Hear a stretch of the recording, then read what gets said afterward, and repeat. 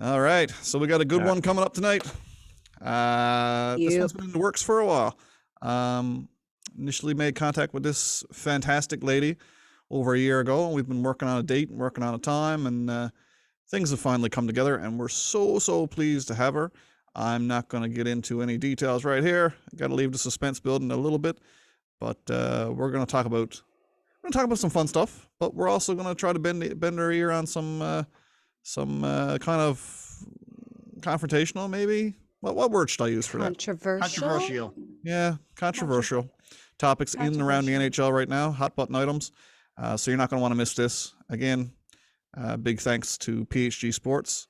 They're our sponsor for season 2 of the DSC podcast. Without those guys contributing, I don't know if we'd be able to be doing this at the level that we're doing. So again, big shout out to them. You can catch those guys at www.phgsports.com. PHG Sports, that's where the pros sign. All right, guys, without further ado, I say titter tatter. Let's get at her.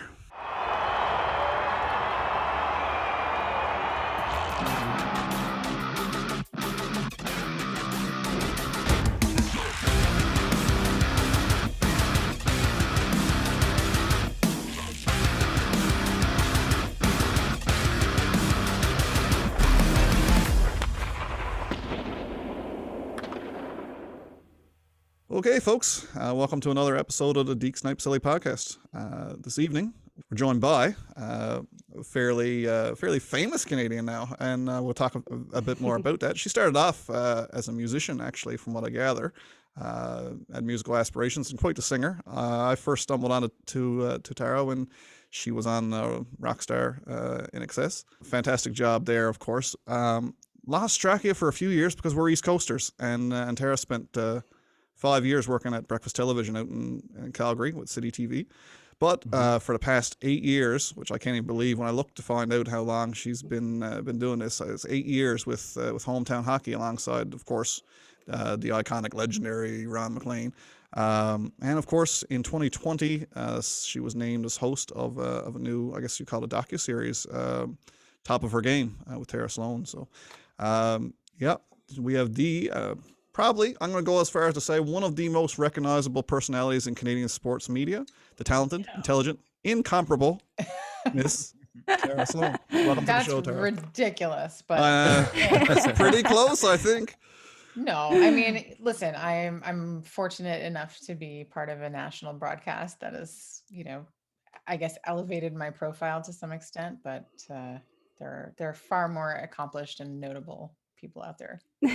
You have a lot of people that look up to you. Yeah, I do take that seriously, and I think especially as a woman, and I certainly didn't grow up seeing anybody that looked like me talking about sports. So Nope. but I always say yes to young women who want to talk to me, who are interested in getting into broadcasting, and have all the time in the world for girls and women who want to potentially do this one day. Yeah, it's really funny because awesome. we've been stringing together, or trying to do some of these recorded podcasts, and we've been stringing together hopefully a series of what we're calling trailblazing women who've been impactful in sports, and it all stems from our lovely co-host here, Kylie. When we started the idea of a podcast and went looking for people who knew the game as good or better than anybody I knew, Kylie trumped all. It was just the way it was, and it was a big eye opener for me. I never envisioned myself as a sexist person at all. I have a lot of friends, and it was always a mutual respect thing. But I was just so blown away at her knowledge base of the sport. She played more hockey than the rest of us combined. It's just one of those situations where she was the perfect fit, and it's really spurred us into this. Like I said, we want to do a series of trailblazing women, and we couldn't think of a better person than yourself to bring on. So again, thanks so much for taking the time. But let's talk about, you're from the East Coast, right? So you grew up in Halifax. Well, and how was that? Yeah, so my family's from Montreal originally, but my East Coast journey started when I was, I guess, in grade 2. I was 7 years old. My stepfather got a job at Acadia University in Wolfville, Nova Scotia. So I lived in a valley for 4 or 5 years, went to Wolfville Elementary School, and then came back. My dad was in Toronto, lived in Toronto for a few years, and then moved back out to Halifax and did junior high and high school and a little bit of university at Dalhousie. And I mean, I think it's, those were my formative years, and it's just home. My dad is still there. So many of my friends, a lot of my friends stayed, but a lot of my friends left and came back. I think that's that's the draw of the East for sure. Oh, we have a So, lot of that. yeah, right. Yeah. I think you reach a certain point in your life where you realize how good you had it, and how much community can be supportive. And so everybody went their separate ways. They wandered, and then they've returned. So it's home to me for sure. Did you keep your Sam the Record Man friends? Some of them, yeah, actually quite a few. I still have all mine. I spent 2 years at Sam the Record Man. No way. Yeah, And, quite a few. I mean, Yeah. I still have all my friends from there. Yeah. And it seems to be a big thing when you meet somebody from there. So the same stories from different locations. It's always Yeah. a great time. Totally. It was, yeah, I wouldn't trade it for anything in the world. I'd still be there if it paid, Yeah, right? if it still existed, I guess. But I was going to say, is that even still open? No. Well, the funny thing is, if we were recording this podcast 10 years ago, we would have had to continue now with an explanation as what a record store is, or was. But here we are, full circle as adults, right? Yeah, right. Absolutely. Terry, you mentioned the word home. This is coming out of the blue because you just mentioned that word. I don't know if you find, I work for a large national corporation as well. Mhm. The definition of home and the meaning of home on the East Coast seems to be a whole lot different as you travel across the country. I can remember a store here in St. John's at one of the malls, and there was a t-shirt that I always recognized was, when you're in heaven, you always know who the Newfoundlanders are because they're the ones that always want to go home. So do you find that in your travels that people tend to want to go back home, back to the East Coast? Is that a thing? Oh, for sure. I mean, I think all of the, Atlantic Canadians, they all find each other wherever they are, right? So Yeah. you'll always know like a gaggle of people. Like I know there's a contingent from Halifax here. There's a contingent from Halifax and the East Coast. They always find each other no matter where they are. And I do. I think that is a unique thing, the draw to talk about home, to feel like you're home, and then to eventually, fingers crossed, go back home. I mean, it's I would love to end up back there. Yeah. Yeah. So what's the chances you come a little further east? I mean, it is extraordinary. Everywhere I've been in Newfoundland has been unbelievable. So I have enough friends there. I feel like, and people are awfully friendly. So I feel like Now you got 4 more. yeah, thank There you you. go. I don't think I'd be lonely for a second. No, No, that's for any particular sure. memory that sticks out to you, Tara, from your time on the island? I'm just curious. Anything that really drives home what Newfoundland means to you from as an outsider looking in? A particular memory. Well, I mean, the first time I ever was in St. John's was for the Junos in 2002. That was, and Yeah.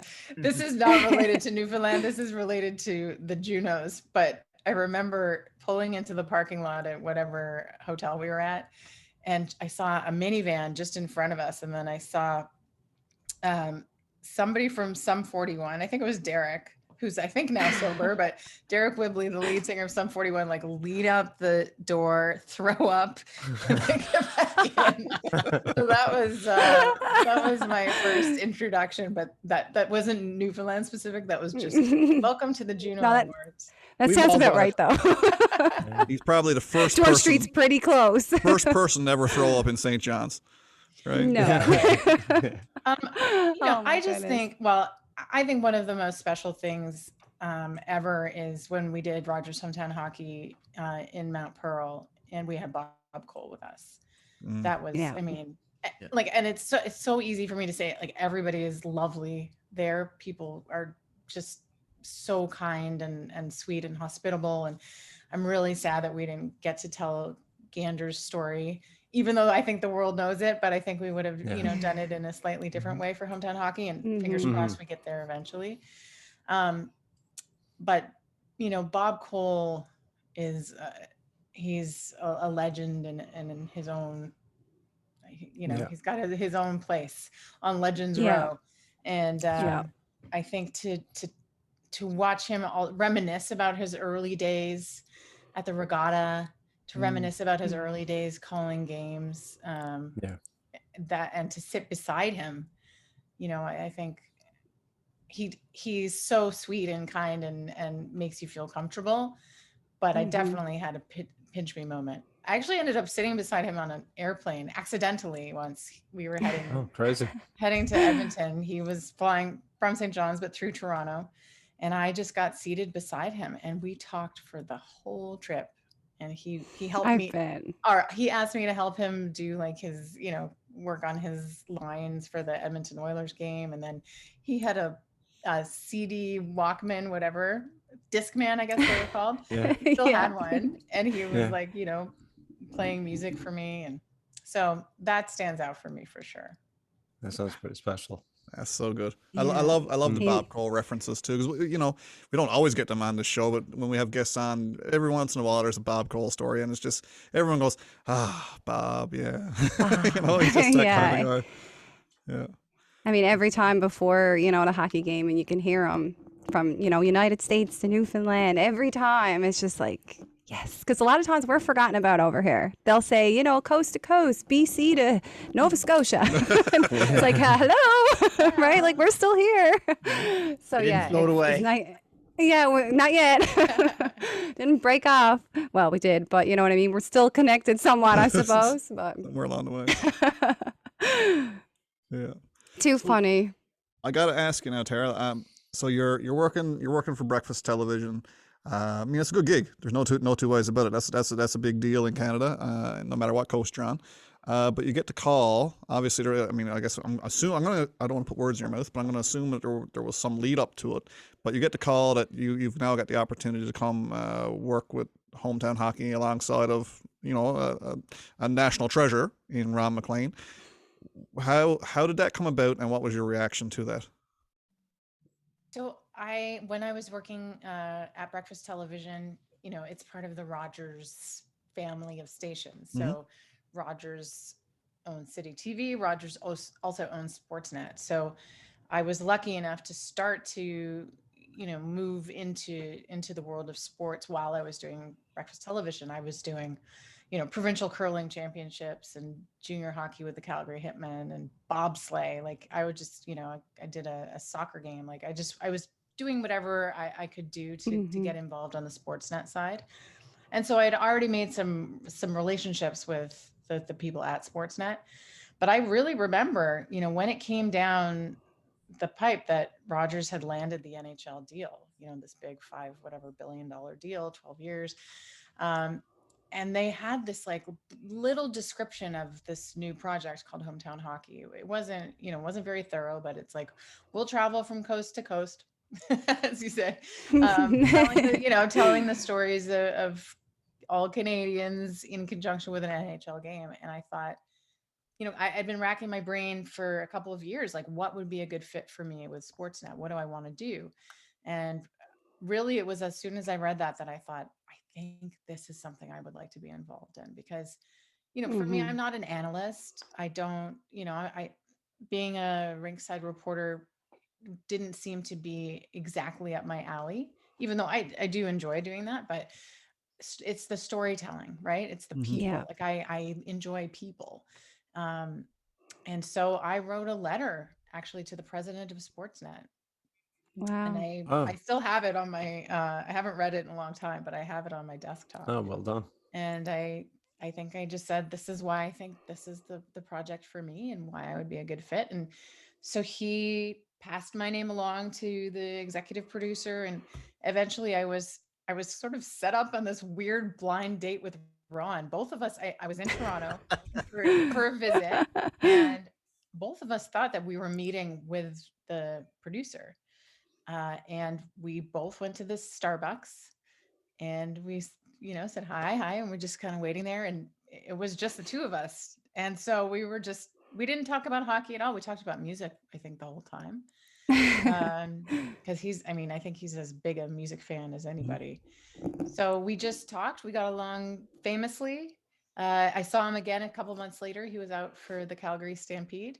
And I landed the gig, and at the beginning it was a little bit more of a peripheral role. So I was still doing Breakfast Television. I was on half the hometown hockey stops as more of a reporter, so kind of in the crowd. And then the year after, I was elevated to a full-time co-host position. So That's awesome. yeah, but it was a real lesson in like, if you don't tell somebody what you want, they're not going to know, right? Nobody would ever have known that I wanted to do hometown hockey. And you're like you said about the stories and everything, it takes a certain type of person to really interact and, I guess feel like you're actually not interviewing someone, but you're there to listen and not just do your job, if that makes sense. And I always feel like I can feel you're genuine through your interactions on TV, right? And obviously right now, but it takes a certain type of person, I think. And same with Ron, right? Like he got that same kind of personality. So I think they did a good job. Oh, well, thanks. Yeah, he is, it's the perfect show for him. And I think I really, he would say the same thing. I think it really reaffirmed his love of the game. I think he kind of needed it at that time because it was a weird time, right? It was when George was brought into Hockey Night and Ron was kind of left, put out to pasture a little bit. And Coach's Corner came to an end, Yeah, and that sort of hometown hockey was a bit of the consolation prize, but actually, I think it worked out. Yeah, I think it became a big positive came out of it. Yeah, that he really loved. Yeah. Yeah. It's really funny. I'm always glad when I'm always glad when the Leafs are playing and it's hometown hockey. Always. Oh, yeah. You always get to hear the stories of like obviously kids that you or people for that matter that you never know about, or people that you heard of years ago. And you're like, oh my God, there they are now, or whatever the story may be that night. But it's always so interesting. The thing that makes hometown hockey so adaptable, I think, to Canadians is that it's so relatable, right? Like you guys go into these towns that are no bigger than some of the towns or cities that we all live in, and you talk to people who are really no different than all of us, and we hear their stories, and we can absolutely 100% relate to it. Prior to hometown hockey, all we heard about was people who we couldn't relate to, NHL superstars, and maybe their troubles off the ice, or maybe they're, who knows, whatever that might be. But my point being is that now we're kind of all brought together through this hometown hockey. And I think it's absolutely phenomenal. And like Kylie said, they definitely cast it well because your two personalities mesh so well, which brings me to my next question, because a lot of people, the old thing, if you get to sit on a park bench with somebody for an hour, who would you pick? Ron MacLean is pretty high up my list when it comes to people I'd like to share a bench with just for a little while. And you get to share hours with him on the regular. Like, what's it like being able to pick his brain on things, hockey or not?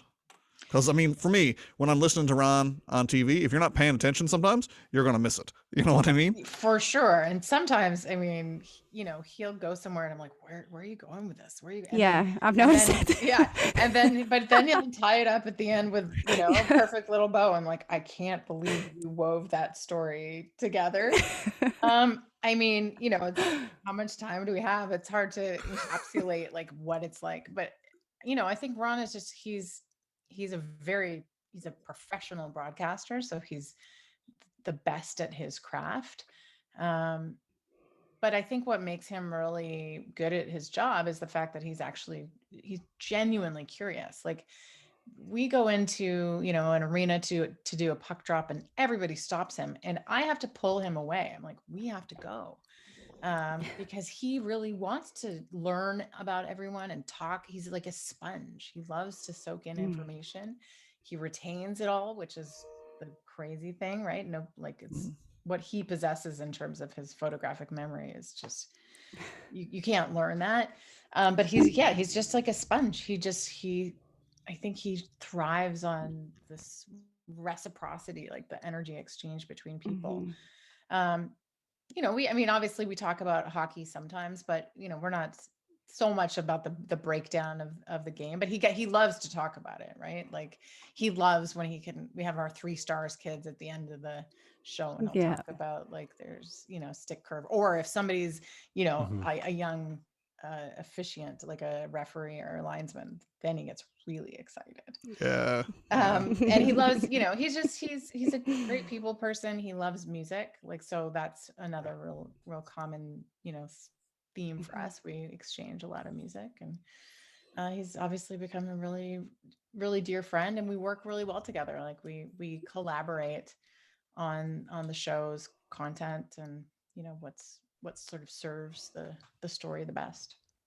I think what impresses me most about your tandem, because you both work really well together, of course, but is that you mentioned the word genuine, but it's a genuine, soft approach, and he's always had it for years, since day one, because he had to work next to Don Cherry. So it was both sides of the coin, of course, but it's not seen in much of sports. Like if you look at NFL Sunday, which I'm not a big football fan much. I only have room for the Leafs, and that's it. But if you look at NFL Sunday, there's so much controversy and just high temper stuff, and it's not an inviting environment for like younger people. And I look at the end of hometown hockey every week, and you bring on the two minor hockey kids, and that is just absolutely amazing. My daughter just joined hockey for the first time this year, all girls team, and like now she's watching at waiting for the end to see what minor hockey players are coming on. That's cool. You don't get that in many other sports. You know what I mean? It's just so genuine, soft, and the whole controversial stuff that's so ingrained in sport right today is not there during that 3 or 4 hours. So good on you. No. Well, I mean, I will say though that we don't stay away from tough topics, and I think when we maybe even more than other. I mean, I think other shows are starting to, concentrate more on representation and inclusivity and mental health. But I really think that, we have led the way in that way, and had the harder conversations with the Sheldon Kennedys, the Clint Malarchuks, the discussions about hockey culture and racism. So, I think, but that stuff's real, right? It's not like, I don't think we don't try to be heavy-handed about it, but those stories are there and need to be told.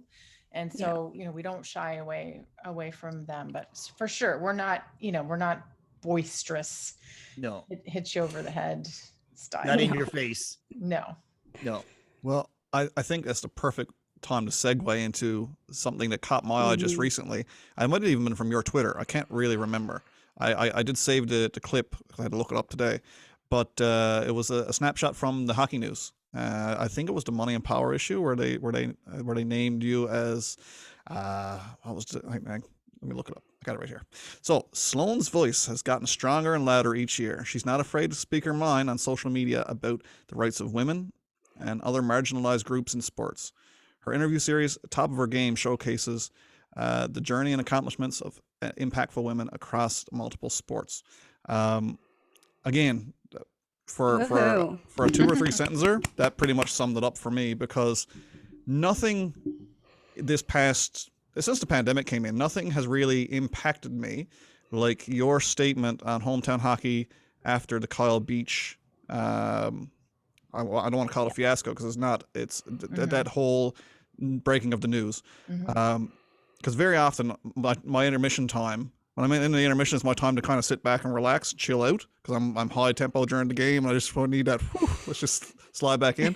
And when you started talking, when you gave when you said your piece, I sat upright and listened, and a lot of people across the country, across the continent, I think did the same. That's why there was so much talk about it after the fact, because you were able to say what a lot of us were thinking and not able to get that message out there to the world. So again, hats off to you.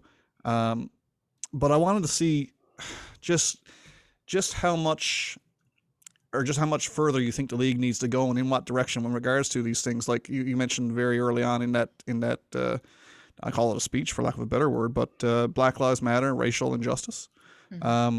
Obviously the HDA is now a thing. It's here. The players deserve it. And do you think that's getting the attention of the league that it needs to get, or we still got a way to go? Well, I think we have to wait and see. I feel a little bit encouraged that, I mean, when I did that rant or whatever it was, I mean, it was planned to some extent, but not like scripted. And I didn't have to, kudos to my producers and to Ron. Nobody asked me what I was going to say. Nobody vetted my comments. But that was right after Gary Bettman had given this press conference and he was like a Mhm. robot, and it's I like the know. world didn't need a robot without any empathy. The world needed an empathetic, compassionate figure. And so Yeah. I was very struck that day. And one of the things that I think like really made me recoil was when he was asked about Sheldon Kennedy, and he was quite dismissive of Sheldon Kennedy and how Sheldon hadn't done any work with the NHL. Well, the NHL now has enlisted Sheldon Kennedy to develop a plan that's pretty multi-pronged, I think. And as far as what I had a phone conversation with Sheldon, so I know that this is supposed to be rolled out through multiple levels, AHL, PWHPA, ECHL. So everybody should be getting the same level of training. And Sheldon's focus is really on, obviously bringing issues to light, but teaching people how to have conversations. But I mean, I think only time will tell. As far as the HDA is concerned, I mean, I watched Akeem Aliou's conversation with Chris Simpson a couple weeks ago when they rolled out this Budweiser tape out hate campaign. And I mean, he made it pretty clear that, I don't think they have a lot to do with the NHL. I'm not sure that they're No. working with the NHL so much. So I think we have yet to see. It's not just the NHL. Like I think so much needs to happen at all these different levels.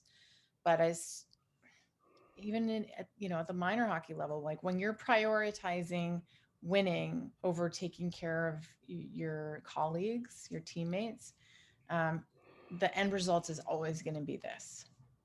Yeah. Right. So it really has to start. It has to happen at every level, but it has to start at the beginning. Yeah. Agreed. So true. So, Tara, I'm gonna throw a couple of along the same lines, but I'm gonna throw a few names at you. Evander Kane, Logan Mailloux, and Dick Pound on behalf of the Beijing Olympics. So there's a lot of controversy, and I'll bring it all together in a second. We know what's happening with Evander Kane right now. He's had a storied past, a lot of controversial topics. Logan Mailloux, the most recent draft pick of the Montreal Canadiens. I have a young daughter, so I can't even get into what he did, nor do we want to get into the specifics on this podcast. But it was a despicable act. Then said he didn't want to be drafted. Montreal drafts him.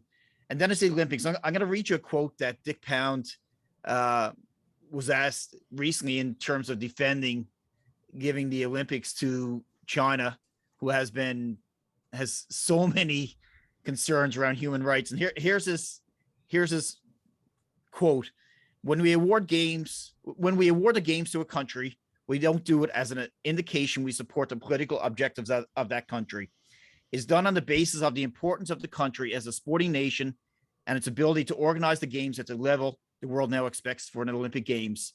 So you're more than willing to, or more than welcome to, delve in to each individual in their comments. It's up to you. However, my question to you is, at what cost? Like, when does winning stop and ethics start? I think that is the question, and I think I had another great panel today with a couple of journalists, sports journalists, and this was the topic of our discussions. Like, it makes it really hard to be a fan when these things are constantly happening. And I think the thing to note, and I noted it in my earlier conversation too, when it comes to Evander Kane, I mean, there's a whole laundry list of problematic behavior.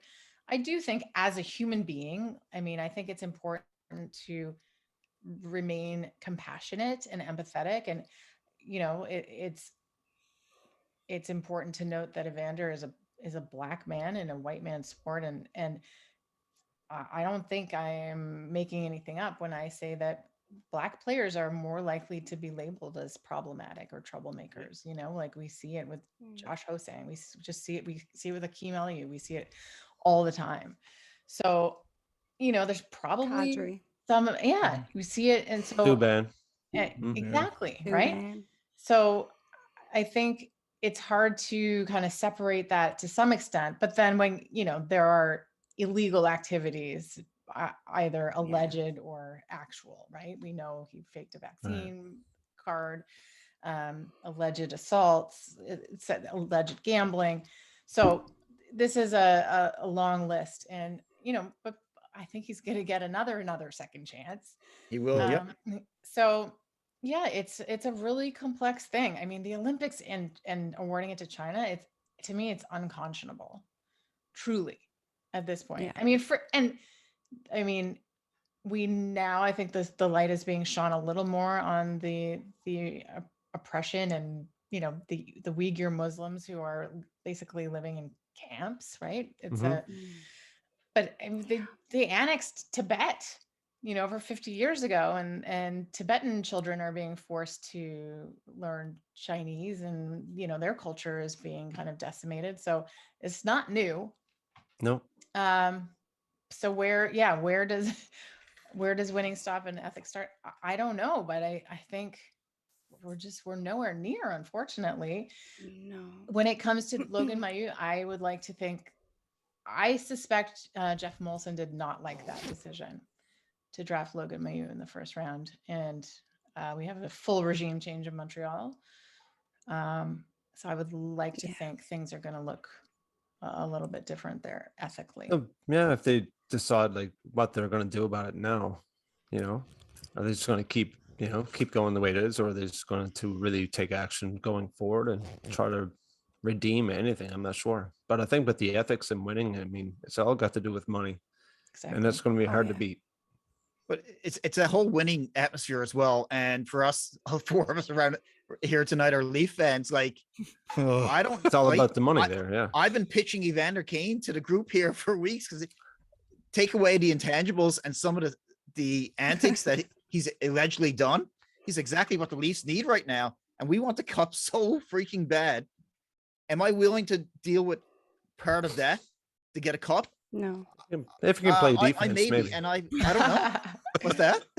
If you can play defense. Yeah. But the thing is, if he's not liked in that locker room, right, then it's not going to work, right? Like you can only fake the chemistry for so long until, I mean, my understanding, he was not welcome in that Sharks room after a while, right? You had Thornton and Marlowe there.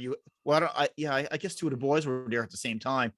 If you can't figure it out in that dressing room with Brett Burns and Couture and Pavelski, some of these guys, you're probably not gonna. And I may have some of those players may have moved on, but there were some strong characters in that room. Yeah. But it's really difficult. I would like to think Dubas, because that is the guy that Leafs could really use. Again, let's take away the intangibles. I would like to think he went to the dressing room, or he went to the leaders of that team and said, what do you think an Evander Kane would look like in this dressing room? And I was going to say, knowing John Tavares, I don't know the guy, but we all know what his character is like.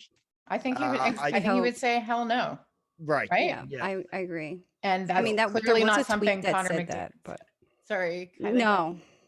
No, sorry. I remember there was a tweet, and I don't know if it was actually confirmed though, that apparently Dubas had gone to, I don't know whether it was the leadership group or the team in general, and they had said no. But again, that could be complete rumors.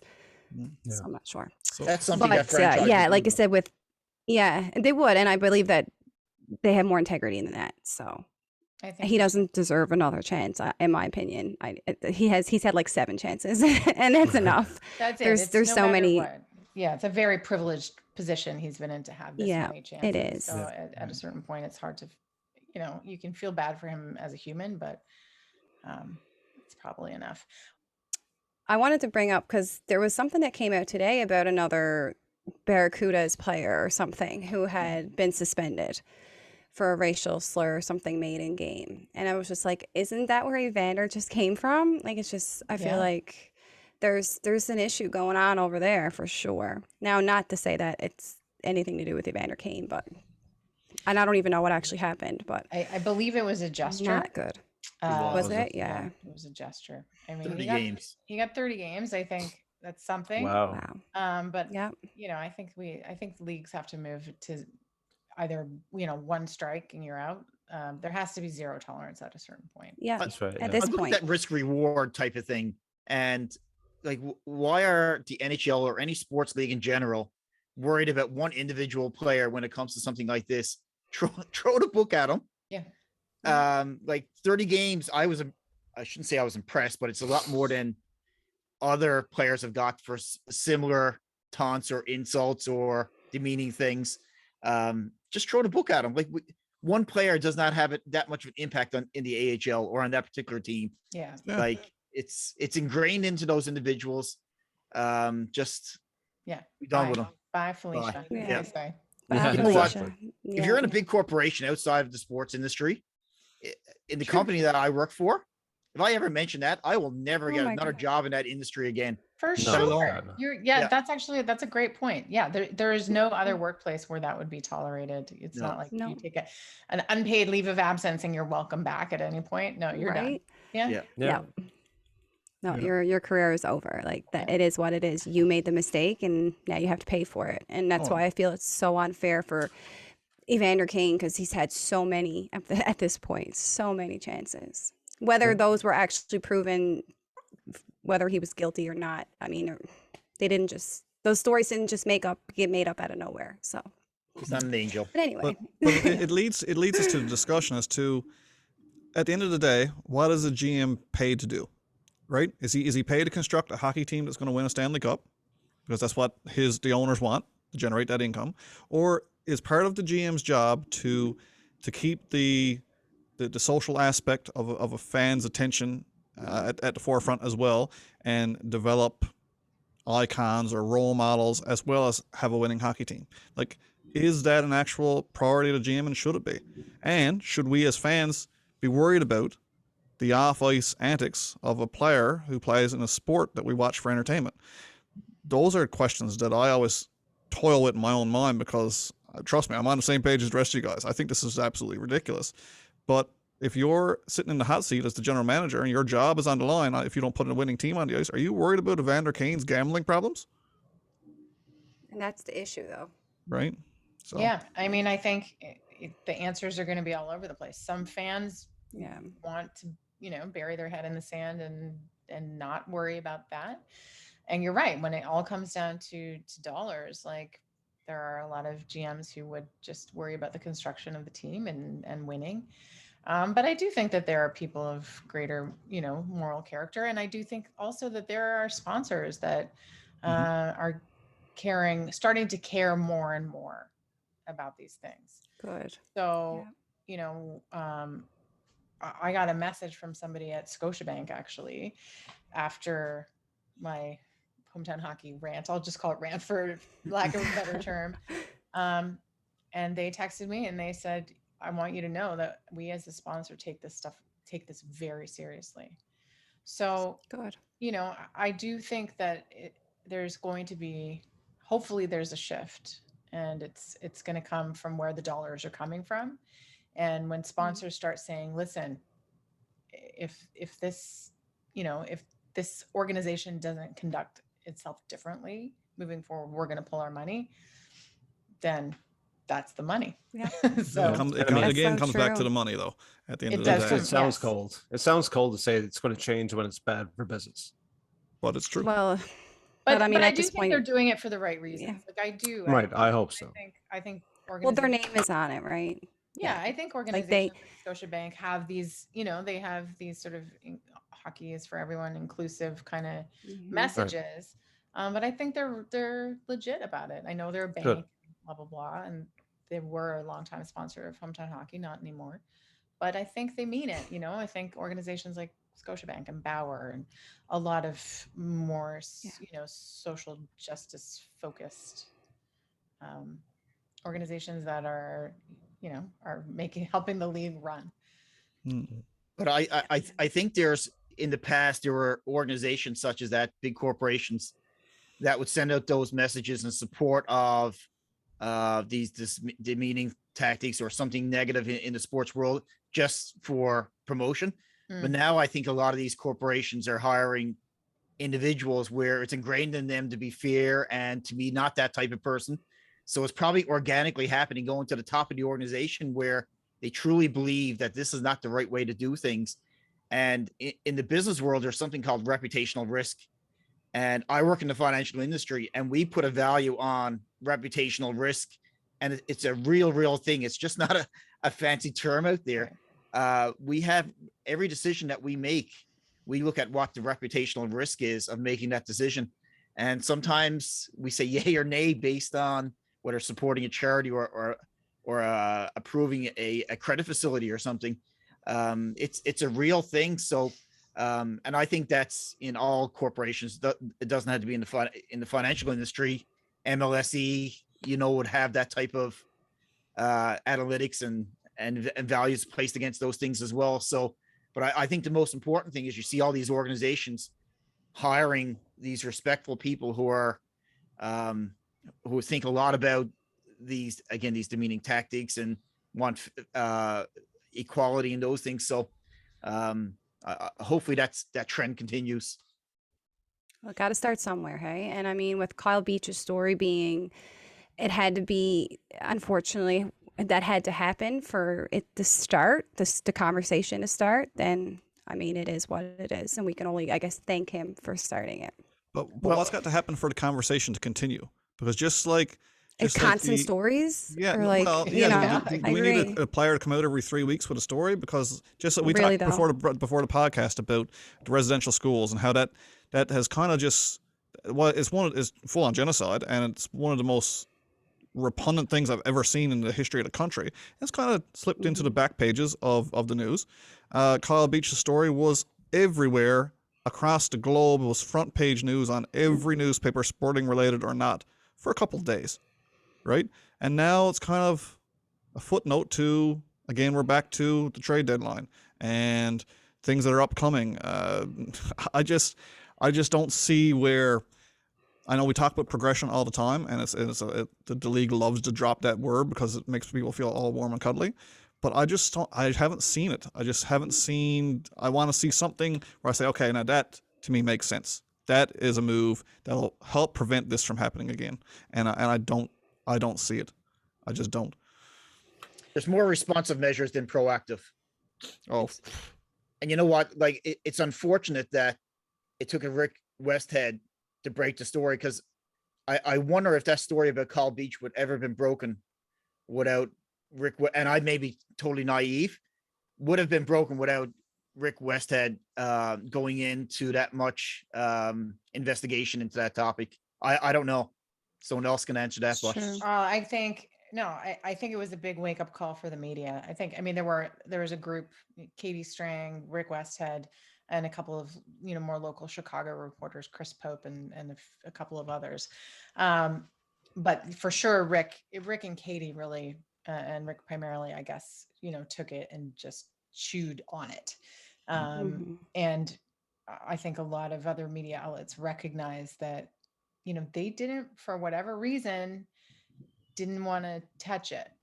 And, a lot of media is, being held to task, taken to task for not jumping on it until it broke wide open, when in fact, everybody knew about this in the spring.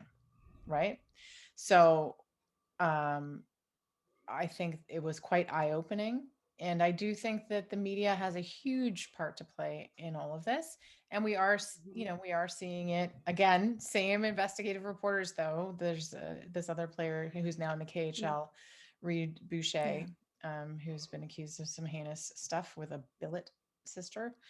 Yes. And there are other allegations that have come up today.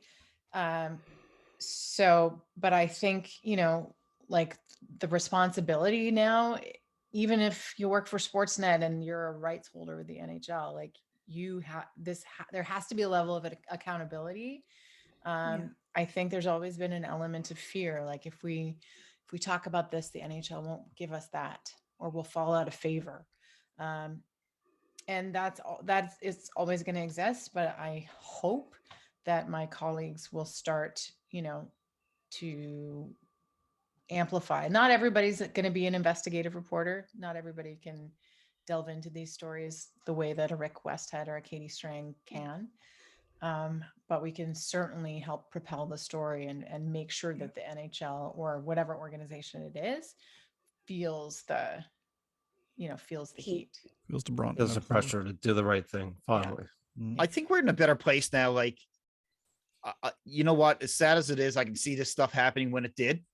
I just see the evolution of my career, that the amount of attention that's placed in the workplace now on empowering employees to report such incidents without fear of being fired or put into the corner, whatever the right word is. I like to think we're going in a better direction. But I look back and I know there's been a lot of blame placed on the Patrick Kanes and Jonathan Taves of the world.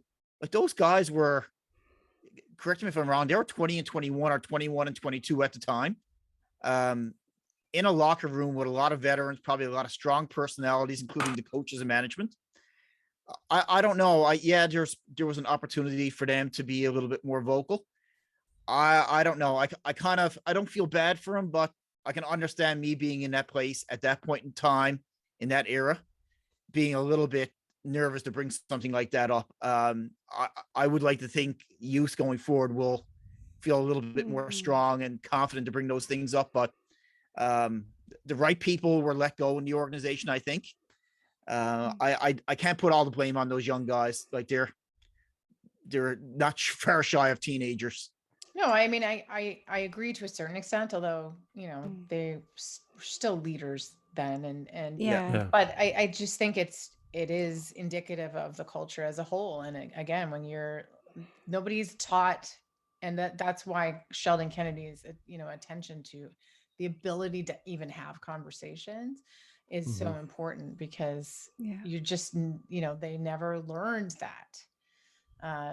They learn to keep their heads down and, just got your blinders on and win at all costs. So the whole thing, it's just, you're just watching the culture fulfill itself there. So that's why when they say change hockey culture, that's it, right? Yeah. That's exactly it. Yeah. Well, I mean, again, going back to I guess we're calling it rant now officially. It's what it is. What it is. That's the name of our episode. Yeah, maybe that's a good name for the episode. The rant. The rant. With Sloane. You said, I believe it was the culture of silence is being upheld. I think that was the sentence that really resonated with me, because it's like the NHL just feels that way, doesn't it? Like, it's the same. It goes right on back to, let's forget about the hard topics to talk about. Just the intermission interviews with the players. For 20 years of me being a fan, you got the same answers from every player, every intermission. Well, we got to go out there and give 110%, and we got to get pucks in deep. And we got, it was just start on time. Don't say anything other than these three things. And that culture, and like I said, your whole rant, like I said, changed my view on a lot of things. But those couple of key quotes really stood out to me, and I think it raised a lot of eyebrows. It certainly, well, it did around here anyway. Well, not everybody loved it, but that's okay. But I mean, I do think, I think a lot of people were having this conversation, and I just had the opportunity to use a bigger platform. But that's it, and when I saw Connor McDavid, when he was asked about Evander Kane, and, granted, like, I don't exactly know what Connor's going to say, but I don't have a lot of faith that Connor is the type of guy who would speak up, No. I do think he is focused on winning, and obviously there's some deference to the leadership there that I heard in him, but that was the culture of silence there. You don't say anything bad about your teammates. You don't say anything bad about the organization. And the media is complicit in that culture of silence too. Well, the way it is now, with NHL and their players, is you speak up, you get fined. So you don't like the reffing, you're fined. That's right. Right? You tweet about something, it's $5,000 fine. It's just like, so at this point, a lot of people, and they're like, oh, come to us anonymously. Oh yeah, but then you get fired. So it's like, why would you, if you want to keep your job or you want to keep whatever it is, your reputation, depending on, I guess, the situation and the story. But you're afraid to come forward because of the repercussions gotta that be could come comfortable. from it. Yeah. that's a Right? good Like the point. stories that came out a couple of weeks ago about the off-ice officials fired. Right. It's just, yeah, it's just crazy. It's just, I Yeah. feel like the conversation has started and they can say that they're going to do this and do that and, you know, these new changes or whatever. But until something actually gets done, That's we're all lip left here service. just like, yeah, Yeah. it is. And I mean, I'm not a fan of Gary Bettman. I never have been. And I feel like until he retires or whatever the case may be, it's not going to change. And even the guy below him is no better. So I don't know. That's just my opinion. But I think a lot of people share your opinion. Yeah. Yeah. I mean, it's how do you affect, you know, top down leadership when the top is the same? That's yeah, exactly. Yeah, that's exactly. Times And are it's changing, sad and at this point. needs a big change. Put a woman in there. You took the Amen. words out of my mouth. That'll change it. Literally. And well, it would though. In all honesty, Oh yeah, no, we I get agree. shit done. We get I shit agree. done. You stick my wife in charge of the NHL, shit's gonna change. Yeah, Right? yeah, I can tell you that 100%. Oh my goodness. Yeah. No, I don't want to. We don't want to keep you all night, Tara. We are really, really glad you took the time. I mean, if I've said it before, I might as well say it again. The people who come on our podcast as a guest are purely, to their core, amazing people because they don't have to. There's nothing that says anyone's got to reply to my messages even. And the fact that you even took the time to do that a year ago, we started the I know. dialogue on It's this. taking a while to get this going. I apologize. But That's hey, okay. you've always answered No. my messages, and I truly appreciate that. Like I said, your character shone through in this podcast for me even more so than what I've gotten accustomed to seeing on my couch there on Hometown Hockey. So I really appreciate you taking the time. But yeah, I can't thank you enough. Basically. Oh, well, glad- it was- Thank you so much. It's been a real pleasure. Yeah, really nice. It was an unexpected crew, and I love that. It's this is a great conversation. yeah, I absolutely. love And if that you Kyle's ever part come of it. back, the next time you're on the Rock, let us know. Of course, Right? of Reach course. Be out. around. The idea we had originally scheduled this before the Gander trip, and anyway, Yeah. hopefully that gets. We would have come to Gander. Oh, Yeah. Yeah, if we got to, we'll come out and see you again. 100%. Oh, yeah, we Road allowed. trip. Are we allowed to use a friend of the show, or can we like rename it like a buddy of the show or something like You that? can call him Like, buddy of the show. a buddy of the The buddy show. of the Yeah, show. Absolutely. yeah, that's our new slogan. Buddy of the show. We're gonna get Uh, T-shirts Yeah. made up with that. I like it. Yeah. Yeah. Rogers Hometown Hockey. Buddy Buddy of of the show. Yeah. Um, Anyway, I you love guys are that. great. Really, I really appreciate Thank it. you. Thank you Thank so you much very for much. coming on. Thanks so much. One of the quotes that I didn't mention in our podcast with Tara was, anyone who thinks this culture is not deeply broken is wrong. That's how she ended her rant. I think, if anything, the last half an hour of our podcast, I think, only drives all that home a little further. What are your guys' takeaways from the chat with Tara? I thought she was so real. She's definitely not shy to stay away from the controversial topics, considering she is a very influential individual in sports media with close ties to the NHL. I think we need more like her. She's not Yeah. the in-your-face type. You can actually take to her, and whether you agree with some of the issues or her stance on some of the issues, or her stand on some of the issues, which I agree with all of her viewpoints. But even if you didn't, you could actually take to her and have a genuine, good conversation with her or debate. Debate, I absolutely. I thought she was fantastic, very professional, very lucky to have her. Absolutely. Now, Kylie, you got to share the screen with another lady for the first time, I think, on this. I think it's the first, right? First lady you've been on with here? I think so. I think so. I don't know. Probably. Oh, I don't that's a know. new record, right? So there we go.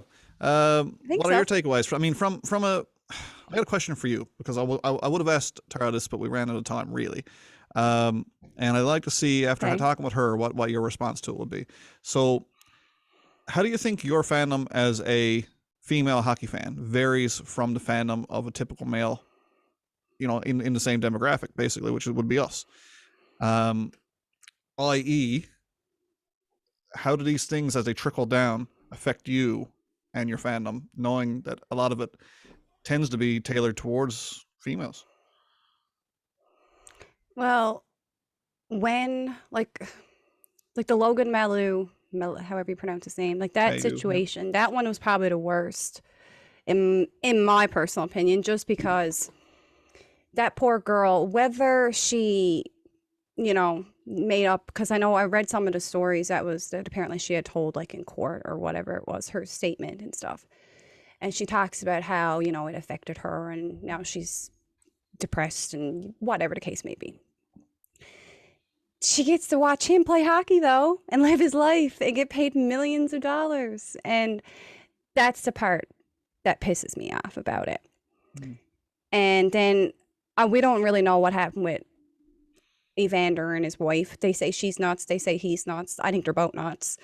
But if what she's saying is true, he's a monster. But you get to watch him on TV. He gets to pay millions of dollars. He gets to be a celebrity, so to speak. And that's the worst part of it. And that's just, I mean, on my take of it all. But I mean, if you wanted me to really go on a tangent, I could, but I'll stop there. No, I appreciate that, because that's what I was getting at. And I don't think, and I think that's present company included, I don't think any of us guys really, like, we hear the bad news. We hear, oh, this happened or that happened. Oh, this is unfortunate. Oh, that was illegal. This was illegal. But we don't have the perspective of actually being a female fan of this game and seeing what these players who are at the center of the controversy, the effect that they have on the females who are on the back ends of the story. We don't have that perspective.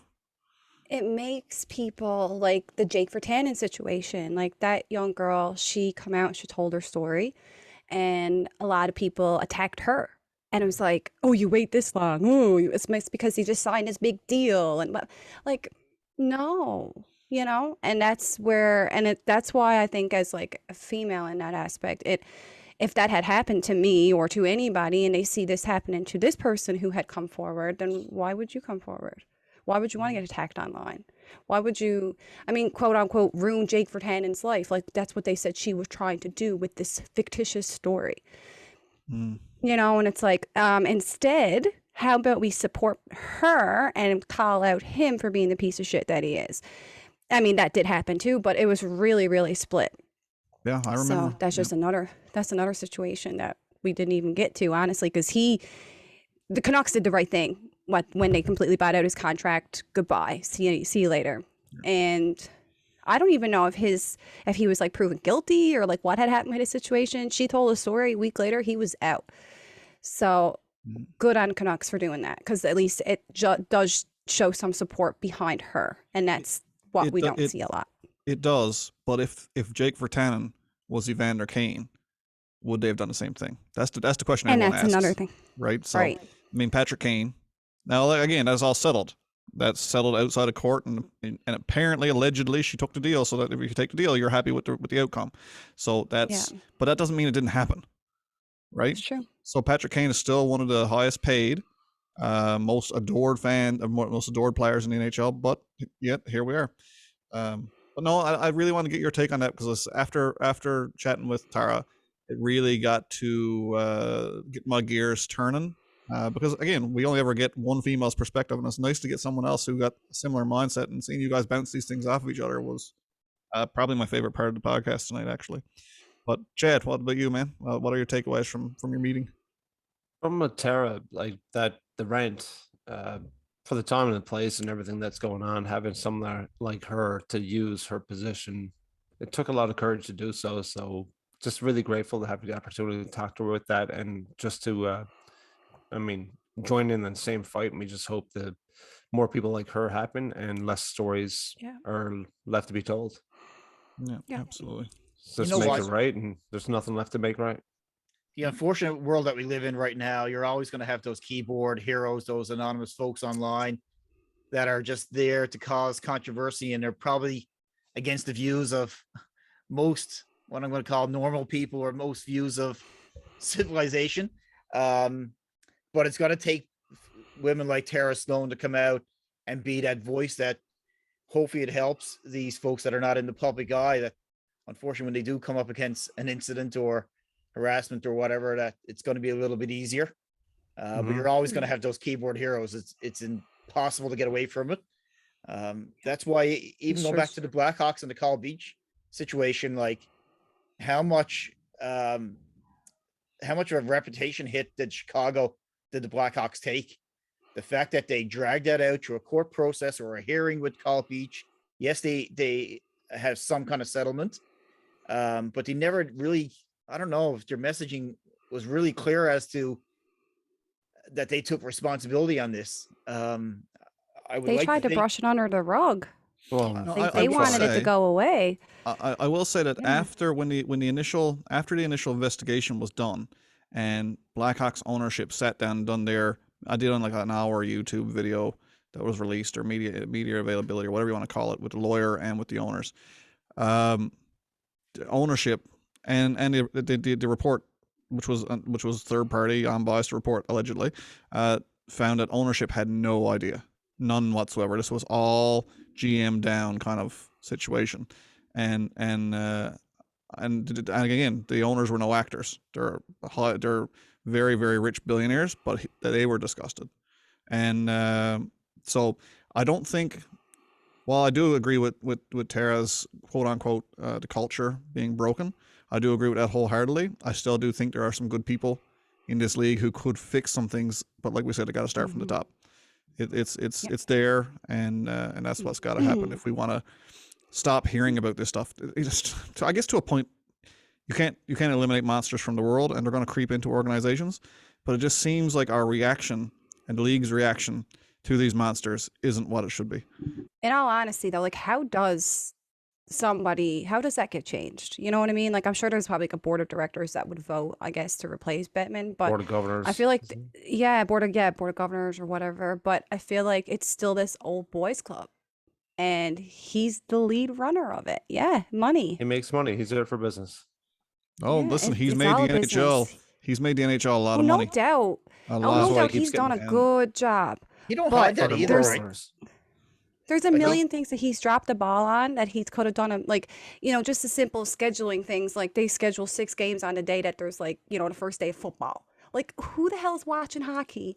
And the same with the Winter Classic. They had like 4 other games scheduled at the same time as the Winter Classic. Like he does a lot, and I'm saying him, but the NHL in a whole does a lot of really stupid things that but he's appointed if it's about the money, they are doing it wrong. But I just feel like at this point, when are they gonna just like, okay, bud, you're a little bit senile, time to move over. But like I said, Daly's no better. 29 years, good to go. Yeah, time to go now, right? And I mean, how old is that man? Yeah. Like he's not young, right? He's old enough to be able to afford a nose job by now. In any case, and like we got to wrap this up, guys. This is one of my favorites, and I'm so glad I got to share it with you guys. Your guys' input and your views on all this stuff that we get to talk with these people about. If it was just me sitting talking to these people, it wouldn't be a good podcast. So what you guys have brought to the table here, certainly tonight, was just stellar. I really, really enjoyed listening to your guys' take and like I said, in particular, Kylie's banter back and forth with Tara on a couple issues. Seeing the female perspective from both ends was awesome. I really enjoyed it. If you guys out there in listening land or watching land enjoyed it, make sure you hit the old subscribe button. That's not too much to ask. Or give it a like and a share, or drop a comment. We love hearing the comments from people who do listen to the podcast. You can get all of our content, of course, at www.deeksnipesilly.ca or at facebook.com/deeksnipesilly. You can also catch us on Twitter at SillyDeek. And if you're one of these listener types, again, that follow, subscribe button, whatever you want to call it, so you can get updates as to when we're rolling out new content. We've got a lot of great stuff coming up. The guest list just continues to get more impressive, which I can only assume that means we're doing something right. So yeah, keep tuning in, guys. You keep tuning in, we'll keep pumping it out. Big shout out, of course, last but not least, to the people who make this possible, and that's PHG Sports out of Whitby, Ontario. You can catch them on www.phgsports.com. They've been the number one supplier of hand sign memorabilia for Costco Canada now for 10 plus years, and going strong. So whenever you see merchandise at Costco, you can be sure it's the real deal, and that's the guys from PHG. So again, www.phgsports.com. That's where the pros sign, PHG Sports. All right, guys. So if you're happy, I'm happy. I got nothing else. Yep. You guys good? All Good good. one. Ready for the bunk. Awesome. All right, guys. Well, peace out. Cheers. Bye.